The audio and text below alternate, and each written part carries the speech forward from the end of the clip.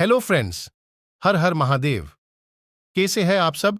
आशा करता हूं आप सब तंदुरुस्त और सुखी होंगे। भोलेनाथ की कृपा आप सब पर हमेशा बनी रहे। आज हम एक कथा के बारे में जानेंगे। इससे पहले दोस्तों, अगर आप इस चैनल पर नए हो तो चैनल को सब्सक्राइब करें और घंटी के बटन को ऑन करके रखें ताकि आने वाले सभी वीडियो के नोटिफिकेशन सबसे पहले आपको मिले। दोस्तों, क्या आप जानते भगवान शिव जी के कितने ज्योतिर्लिंग हैं और कहां कहां स्थित है? तो आइए आज हम जानते हैं कि शिव जी के टोटल 12 ज्योतिर्लिंग है जो सबसे पवित्र शिव स्थान माने जाते हैं। और हर शिवलिंग की उत्पत्ति के साथ एक कहानी जुड़ी हुई है। तो चलो हम पहले कितने ज्योतिर्लिंग है वो जाने। 12 ज्योतिर्लिंग में क्रमानुसार: 1. सोमनाथ ज्योतिर्लिंग, गुजरात, सौराष्ट्र में स्थित है। 2. मल्लिकार्जुन ज्योतिर्लिंग, आंध्र प्रदेश, कृष्णा में स्थित है। 3. महाकालेश्वर ज्योतिर्लिंग, मध्य प्रदेश, उज्जैन में स्थित है। 4. ओंकारेश्वर ज्योतिर्लिंग, ममलेश्वर ज्योतिर्लिंग, दोनों की गणना एक में ही है, मध्य प्रदेश, खंडवा में स्थित है। 5. वैद्यनाथ ज्योतिर्लिंग, झारखंड, संथाल में स्थित है। 6. भीमशंकर ज्योतिर्लिंग, महाराष्ट्र, डाकिनी में स्थित है। 7. रामेश्वर ज्योतिर्लिंग, तमिलनाडु, रामेश्वर में स्थित है। 8. नागेश्वर ज्योतिर्लिंग, गुजरात, द्वारका में स्थित है। 9. विश्वनाथ ज्योतिर्लिंग, उत्तर प्रदेश, वाराणसी में स्थित है। 10. त्र्यंबकेश्वर ज्योतिर्लिंग, महाराष्ट्र, नासिक में स्थित है। 11. केदारनाथ ज्योतिर्लिंग, उत्तराखंड, रुद्रप्रयाग में स्थित है। 12. घृष्णेश्वर ज्योतिर्लिंग, महाराष्ट्र, दौलताबाद में स्थित है। तो दोस्तों, आज हम पहला ज्योतिर्लिंग सोमनाथ ज्योतिर्लिंग की कथा सुनेंगे, जिसे हम पार्ट 1 कहेंगे, और हम आगे सभी ज्योतिर्लिंग की अलग से वीडियो में कथा समझेंगे। शिव पुराण के अनुसार सोमनाथ ज्योतिर्लिंग भगवान शिव का प्रथम ज्योतिर्लिंग है। पुराणों में सोमनाथ ज्योतिर्लिंग की स्थापना से संबंधित कथा इस प्रकार है। श्री सोमनाथ ज्योतिर्लिंग प्रादुर्भाव पौराणिक कथा कहते हैं कि इसका निर्माण स्वयं चंद्रदेव सोमराज ने किया था। इसलिए इस मंदिर को सोमेश्वर महादेव या सोमनाथ महादेव से जाना जाता है। इसका उल्लेख ऋग्वेद में मिलता है।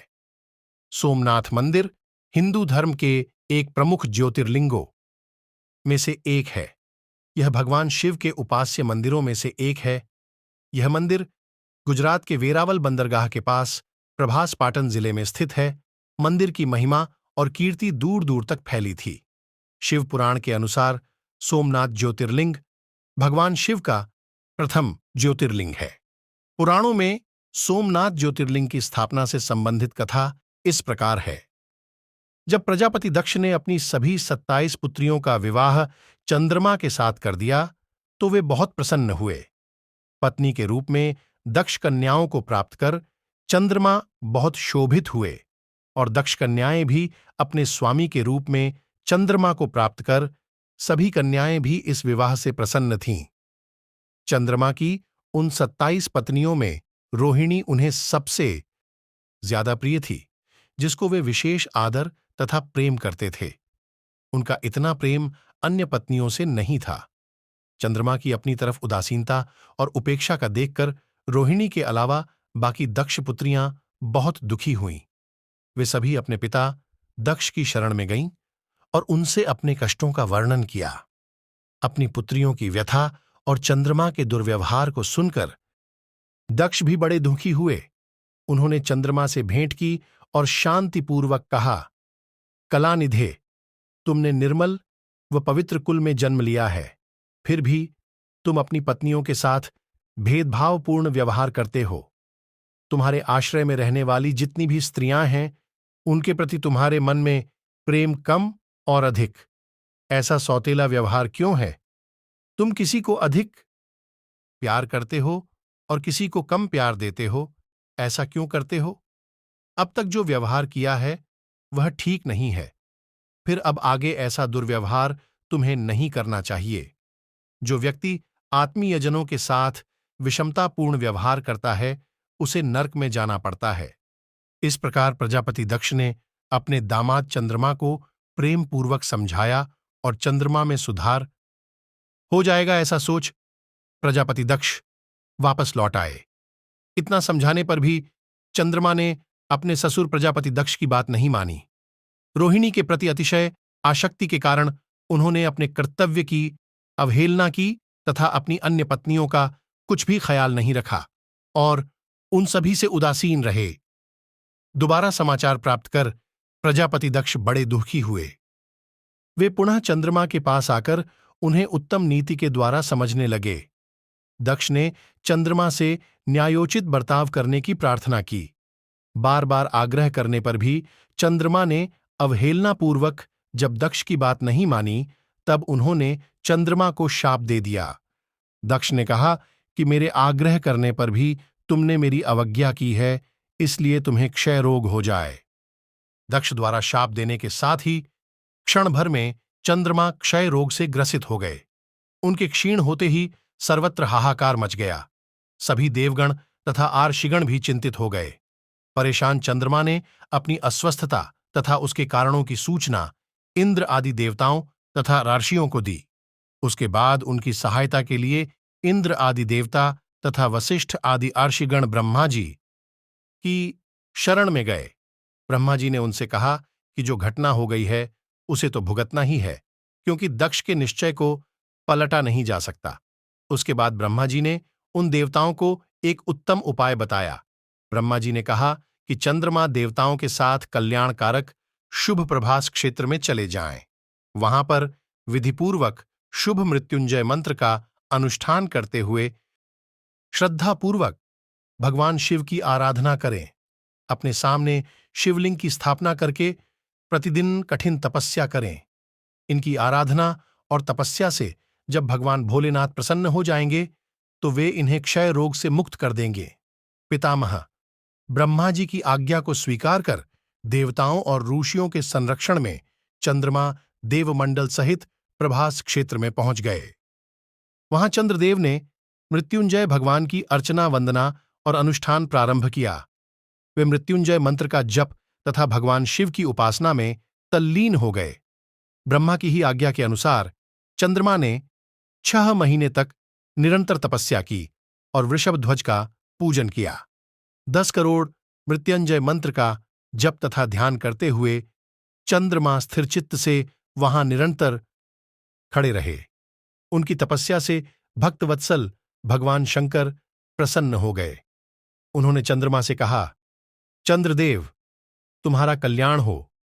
तुम जिसके लिए यह कठोर तप कर रहे हो, उस अपनी अभिलाषा को बताओ। मैं तुम्हारी इच्छा के अनुसार तुम्हें उत्तम वर प्रदान करूंगा। चंद्रमा ने प्रार्थना करते हुए विनयपूर्वक कहा, देवेश्वर, आप मेरे सब अपराधों को क्षमा करें और मेरे शरीर के इस क्षय रोग को दूर कर दें। भगवान शिव ने तपस्या से प्रसन्न होकर चंद्रदेव से वर मांगने के लिए कहा। इस पर चंद्रदेव ने वर मांगा कि हे भगवान, आप मुझे इस श्राप से मुक्त कर दीजिए और मेरे सारे अपराध क्षमा कर दीजिए। इस श्राप को पूरी से समाप्त करना भगवान शिव के लिए भी संभव नहीं था, अतः मध्य का मार्ग निकाला गया। चंद्रदेव, तुम्हारी कला प्रतिदिन एक पक्ष में क्षीण हुआ करेगी, जबकि दूसरे पक्ष में प्रतिदिन वह निरंतर बढ़ती रहेगी। इस प्रकार तुम स्वस्थ और लोक सम्मान के योग्य हो जाओगे। भगवान शिव का कृपा रूपी प्रसाद प्राप्त कर चंद्रदेव बहुत प्रसन्न हुए। उन्होंने भक्तिभावपूर्वक शंकर की स्तुति की। ऐसी स्थिति में निराकार शिव उनकी दृढ़ भक्ति को देखकर साकार लिंग रूप में प्रकट हुए और संसार में सोमनाथ ज्योतिर्लिंग के नाम से प्रसिद्ध हुए। तो दोस्तों, अब हम जानेंगे सोमनाथ मंदिर से जुड़ी ऐतिहासिक रोचक बातें। सोमनाथ मंदिर के निर्माण में विभिन्न शैलियों और कला का सम्मिलन होता है। यह मंदिर प्राचीन भारतीय वास्तुकला की अद्भुतता का उदाहरण माना जाता है। इसके गुंबज, भव्य स्तंभ और विशेष शैली के अंगारे मंदिर की सुंदरता को और भी बढ़ाते हैं। सोमनाथ मंदिर आज एक प्रमुख पर्यटन स्थल है, जिसे हिंदू धर्म के श्रद्धालु और अन्य धर्मीय पर्यटक देखने के लिए आते हैं। मंदिर के समीप गुजरात के दूसरे पर्यटन स्थल भी हैं, जैसे कि सोमनाथ बीच, भालका तीर्थ, जूनागढ़ फोर्ट आदि। दोस्तों, सोमनाथ मंदिर पर इतिहास में कई बार आक्रमण हुआ है।